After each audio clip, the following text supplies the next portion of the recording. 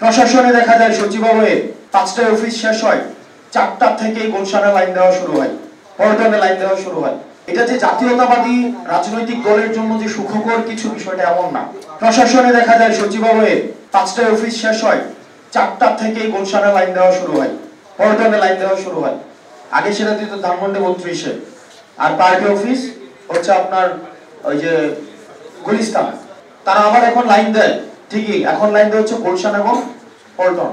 এটা যে জাতীয়তাবাদী রাজনৈতিক দলের জন্য যে সুখকর কিছু বিষয়টা এমন না। পল্টন আপনার গুলিস্তান লাইন দেওয়া এবং ধানমন্ডি 32-এ লাইন দেওয়া যে আওয়ামী লীগের জন্য সুখকর কিছু নিয়ে আসছে বিষয়টা এমনও না।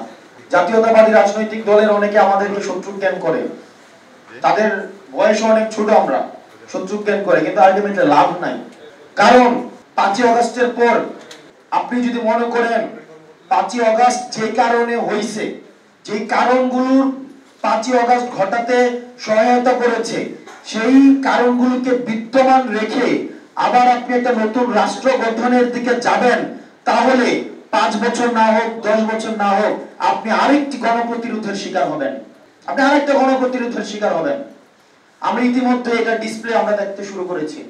মিডিয়া ফেসিজম, আমাদের ডিফেন্সের আমরা দেখছি একটা রাজনৈতিক দলের কাছে কিভাবে নতজানু হতে।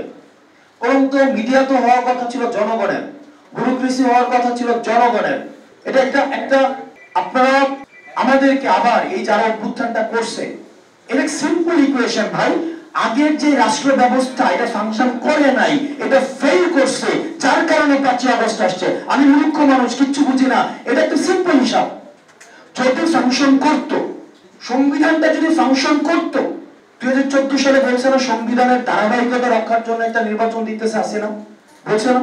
এটা হচ্ছে একটা text book of fascism, text book of fascism. আমাদের মহান মুক্তিযুদ্ধ স্বাধীনতার ঘোষণাপত্রটাকে সামনে রেখে আওয়ামী লীগ সব অপরাধের বৈধতা উৎপাদন করছে বইটা দিয়ে। আমাদেরকে অবশ্যই একটা নতুন সংবিধান দিতে হবে।